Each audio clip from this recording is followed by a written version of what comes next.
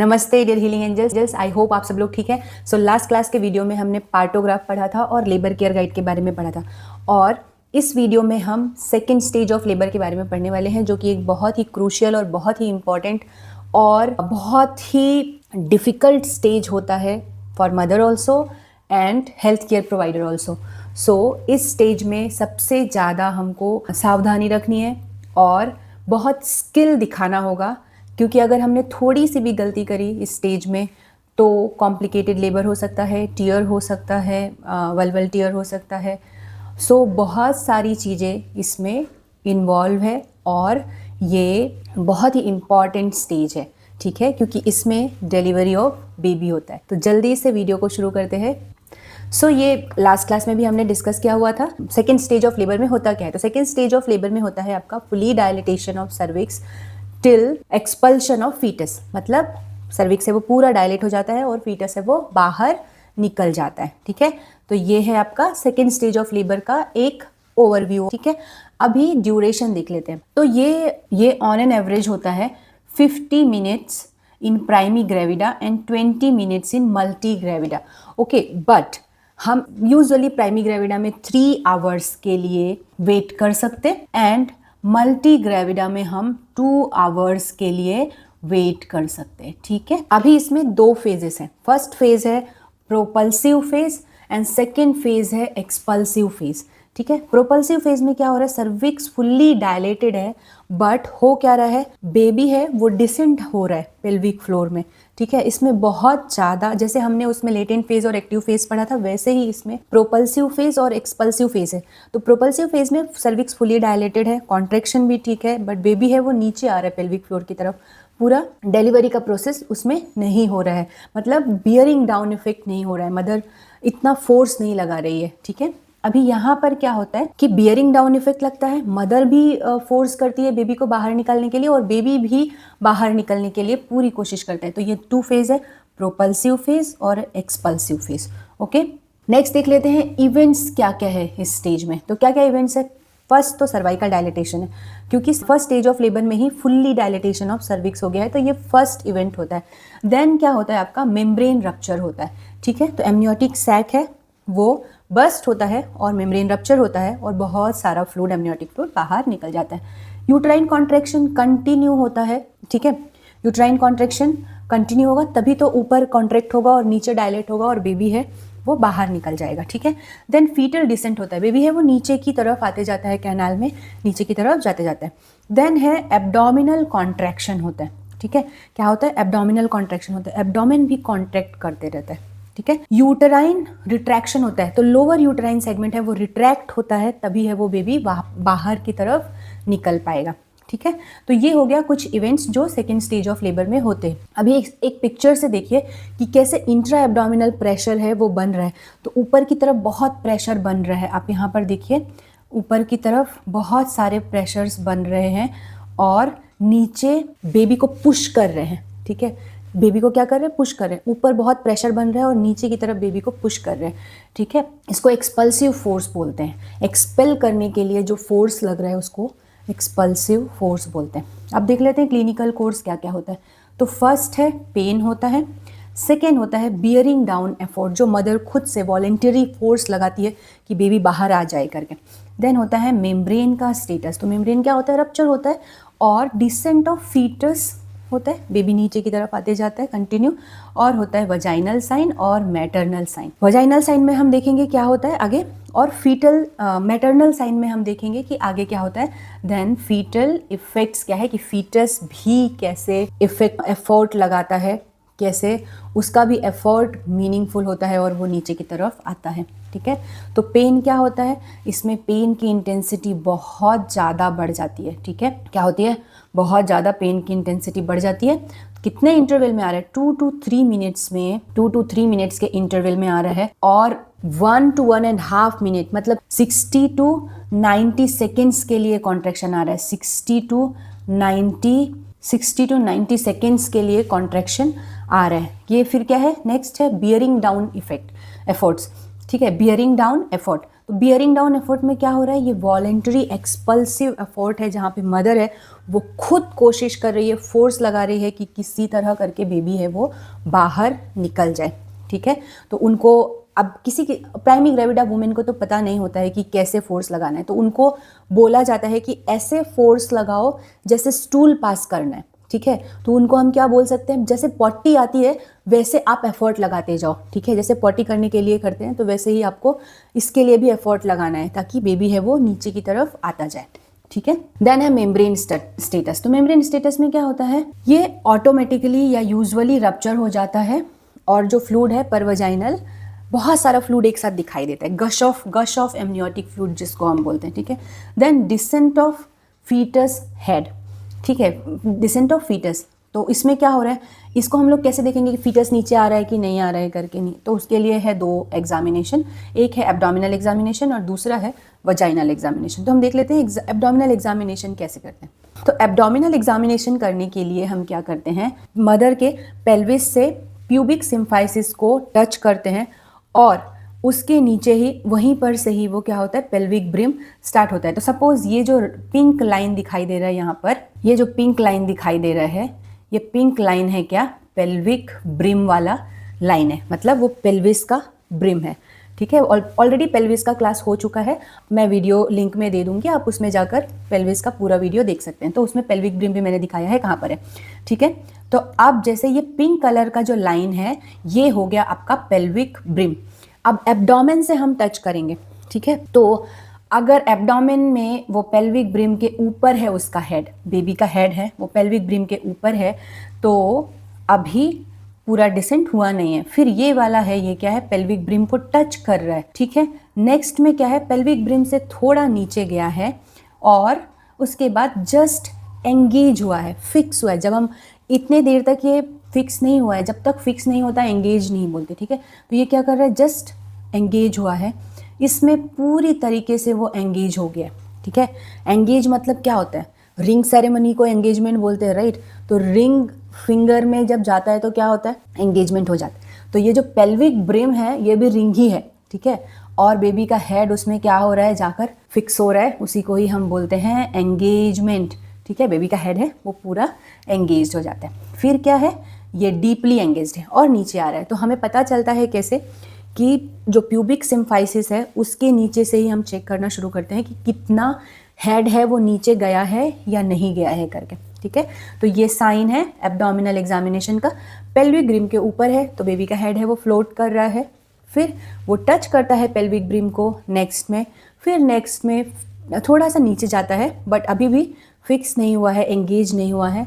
Then थोड़ा engagement होना start होता है, देन फुल्ली एंगेज्ड हो जाता है और जब नीचे एकदम फिक्स हो जाता है उसको डीपली एंगेज्ड बोलते हैं। तो ये हो गया एब्डोमिनल एग्जामिनेशन। वजाइनल एग्जामिनेशन में मैंने बहुत बार बोला है कि स्टेशन से चेक करते हैं, ठीक है। तो ये जो पार्ट दिखाई दे रहा है आपको यहाँ पे, ये जो पार्ट है इसी को ही ईस्चियल स्पाइन बोलते हैं। ये बहुत ही इंपॉर्टेंट पार्ट है पेल्विस का और इसी के लेवल में जब रहता है बेबी का हेड तब हम बोलते हैं उसको जीरो स्टेशन। क्या बोलते हैं, जीरो स्टेशन, ठीक है। अब बार बार लास्ट क्लास में भी बताया है, उसके भी पहले बताया है कि जब ईस्कियल स्पाइन के ऊपर रहता है 1 सेंटीमीटर ऊपर तो 1, -1, 2 सेंटीमीटर ऊपर तो -2, ऐसा कर करके बेबी का ईस्कियल स्पाइन के ऊपर जितना भी रहेगा वो -1, -2, -3, -4 ऐसा रहेगा। वैसे ये नीचे जब आता जाएगा तो उसको हम लोग +1, +2, +3 ऐसा बोलते जाएंगे, ठीक है। तो ये स्टेशन होता है। तो इसको वजाइनली चेक करते हैं। वजाइनली जब फिंगर डालकर चेक करते हैं तो उसमें ईस्कियल स्पाइन हमको फील होता है। इस ईस्कियल स्पाइन के लेवल में अगर बेबी का हेड आया है इसका मतलब जीरो स्टेशन है, और अगर उससे नीचे आया है तो फिर +1, +2 स्टेशन आपको पता चलेगा, ठीक है।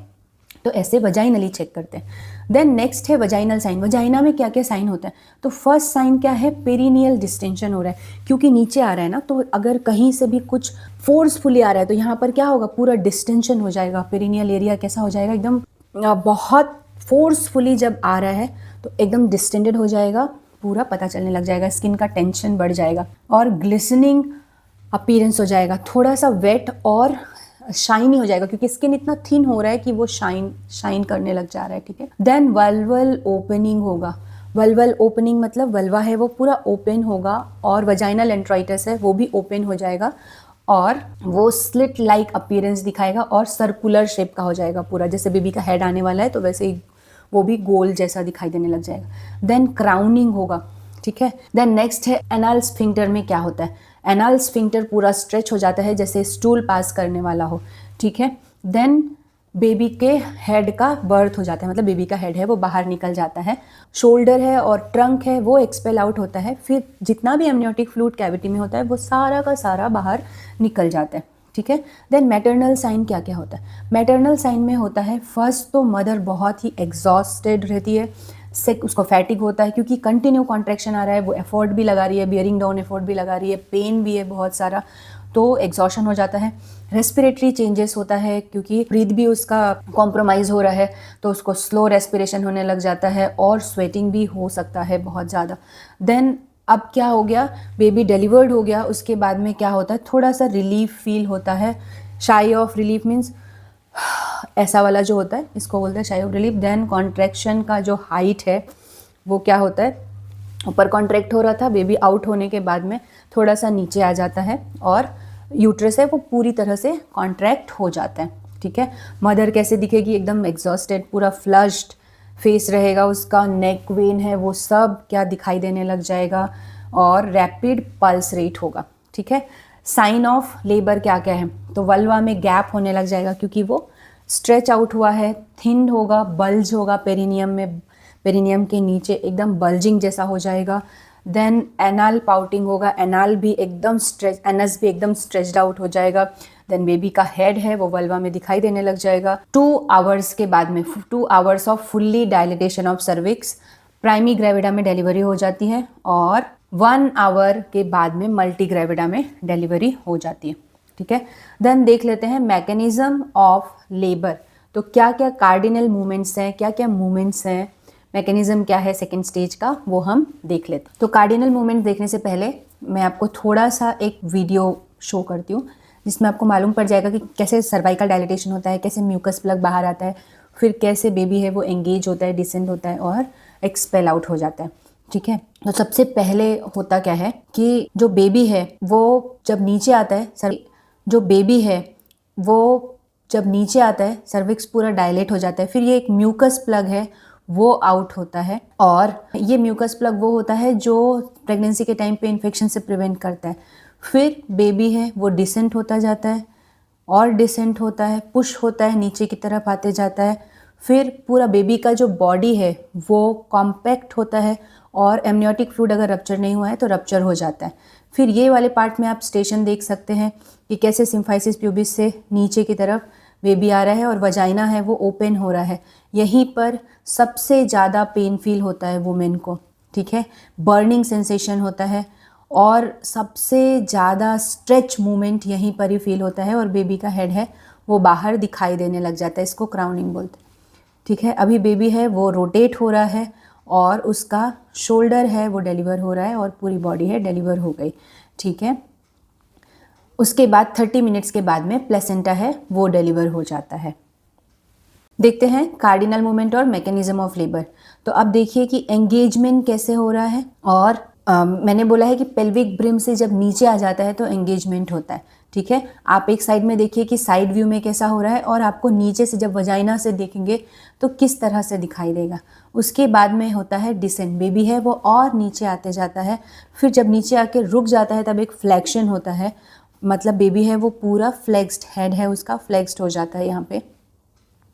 उसके बाद में होता है आपका इंटरनल रोटेशन। तो इंटरनल रोटेशन में क्या होता है, बेबी है वो थोड़ा सा रोटेट होता है और पोजीशन चेंज करता है, ठीक है। देन जैसे ही बेबी का हेड बाहर आता है एक्सटेंशन होता है, और बेबी का फेस है वो प्रॉपर दिखाई देने लग जाता है, ठीक है। देन होता है एक्सटर्नल रोटेशन, तो बॉडी सिर्फ हेड का इंटरनल रोटेशन हो रहता है, अलाइनमेंट के लिए एक्सटर्नल रोटेशन होता है, फिर बेबी का एक्सपल्शन हो जाता है। इंटीरियर शोल्डर की डिलीवरी होती है, फिर पोस्टीरियर शोल्डर की डिलीवरी होती है, फिर आपका पूरा बेबी का बॉडी है वो डिलीवर हो जाता है। देन देखते हैं कि कैसे सेकेंड स्टेज को मैनेज किया जाता है। ठीक है, कैसे मैनेज करते हैं? तो सबसे पहले तो थोड़ा सा बेड रेस्ट करेंगे। जैसे ही मदर एग्जॉस्टेड फील करेगी तो हमको क्या करना है, बेड रेस्ट करना है। फिर कॉन्ट्रैक्शन को मॉनिटर करना है कि कंटिन्यू कॉन्ट्रैक्शन आ रहा है कि नहीं, प्रॉपर है कि नहीं, कॉन्ट्रैक्शन फ्रिक्वेंसी ठीक है कि नहीं, ये सारी चीज़ें। देन एमरजेंसी साइन का विजिलेंस रखेंगे हम कि एमरजेंसी कभी भी हो सकता है और कोई भी कॉम्प्लिकेशन के लिए हमको रेडी रहना है। देन हेड के पोजीशन और स्टेशन को मेज़र करते रहना है कि हेड डिसेंट हो रहा है कि नहीं हो रहा है, ये सारी चीज़ें देखेंगे।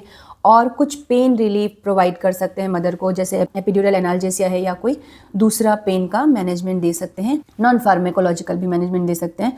और जो भी सपोर्ट का ज़रूरत पड़ता है मदर को during the period of second stage, वो सारी चीज़ें हमको प्रोवाइड करनी है।